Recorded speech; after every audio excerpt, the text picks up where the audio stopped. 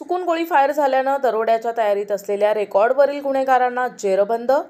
उपनगर पोलिसांची कारवाई.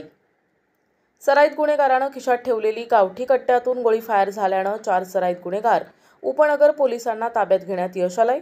26 एप्रिलला सहाय्यक पोलीस निरीक्षक शांताराम महाजन, विनोद लखन, पंकज करपे, सौरभ लोंढे, संदेश रगतवान हे देवळाली गाव परिसरात रात्री गस्त करत असताना 12:30 वाजेदरम्यान देवळाली गावाच्या कुस्ती मैदानाच्या भिंतीच्या आडोशाला अंधाराचा फायदा घेऊन उपनगर पोलीस ठाण्यातील रेकॉर्डवरील सार्थक आहिरे, आबा पवार, हार्दिक बेलदार, पवन घोलप, समीर सोनवणे आणि त्यांचे इतर 3 अनोळखी साथीदार दबा धरून बसलेले असताना पोलीस आल्याची चाहूल लागल्यानं त्यांच्या ताब्यातील मोटारसायकलनं पळू लागले.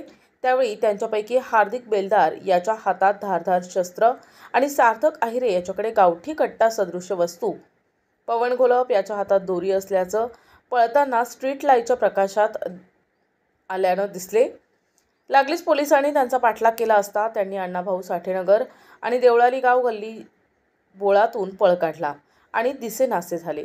आरोपींचा शोध घेत असताना रात्री 4 वाजेच्या सुमारास एक जखमी इसम हा विटको हॉस्पिटल येथे आला असल्याचं हॉस्पिटलकडून समजलं आणि विटको हॉस्पिटल वैद्यकीय अधिकाऱ्यांनी सार्थक आहिरे याच्या पायाला गोळी लागली असल्यानं सिव्हिल हॉस्पिटल येथे रवाना केलं.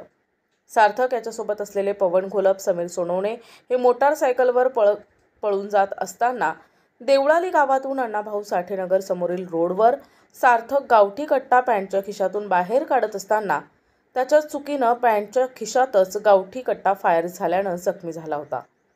हार्दिक बेलदार आणि आबा पवार या दोघांची नावं तपासात पुढे आली आहेत.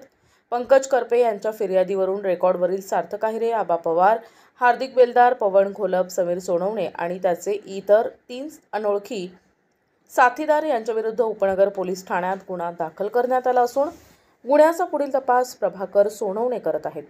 गुन्ह्याच्या तपासात ऋषिकेश उर्फ आबा चंद्रकांत पवार, हार्दिक हिरालाल बेलदार, समीर संजय सोनवणे, पवन सुनील घोलप यांना गुन्ह्यात अटक करून त्यांच्याकडून सार्थक आहिरे याने गुन्ह्यात वापरलेले गावठी कट्टा, लोखंडी कोयता, बजाज मोटारसायकल, सुझुकी मोटारसायकल आणि दरोड्याला लागणारं इतर साहित्य जप्त करण्यात आलंय. गुन्ह्याचा पुढील तपास गुन्हे शोध पथकाचे पोलीस उपनिरीक्षक प्रभाकर सोनवणे करत आहेत. सदर कामगिरी पोलीस आयुक्त संदीप कर्णिक, पोलीस उपायुक्त मोनिका राऊत, सहाय्यक पोलीस आयुक्त सचिन बारी यांच्या मार्गदर्शनाखाली वरिष्ठ पोलीस निरीक्षक जितेंद्र सपकाळे, पोलीस निरीक्षक संजीव फुलपगारे, सहाय्यक पोलीस निरीक्षक शांताराम महाजन, पोलीस उपनिरीक्षक प्रभाकर सोनवणे, विनोद लखन, इम्मन शेख बरेलीकर, पंकज करपे, सूरज गवळी, संदेश रगतवान, जयंत शिंदे, गौरव गवळी, अनिल शिंदे, सुनील गायकवाड, सौरभ लोंढे तसेच नाशिक रोड पोलीस ठाणे गुन्हे शोध पथकाचे सहाय्यक पोलीस निरीक्षक प्रवीण सूर्यवंशी, नाना पानसरे, समाधान वाजे, भामरे आदींनी केली आहे.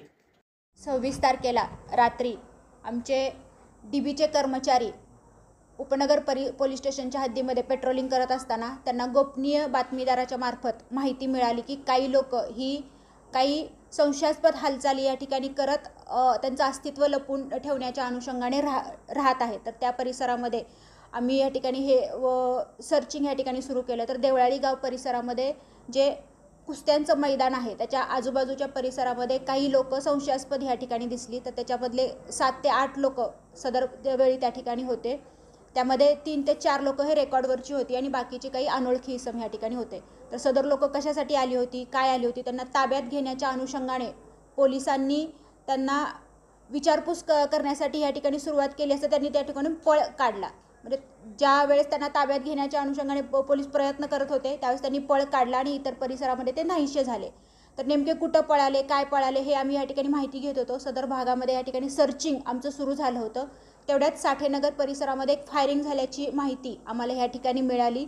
सदर फायरिंग कुठं झालं होतं, काय झालं होतं ह्याची माहिती घेतली असता बिटको हॉस्पिटलमध्ये फायरिंगमधला एक इसम या ठिकाणी आलेला आहे ह्याची माहिती आम्हाला मिळाली. आम्ही त्या भागामध्ये या ठिकाणी जाऊन ची ओळख पटवली. तर तो आरोपी जो होता तो सार्थक आहिरे या ठिकाणी होता आणि त्याला त्याच्या पायामध्ये, उजव्या पायाच्या मांडीमध्ये त्याच्या हातून फायरिंग झाल्यामुळे या ठिकाणी जखम झाली होती.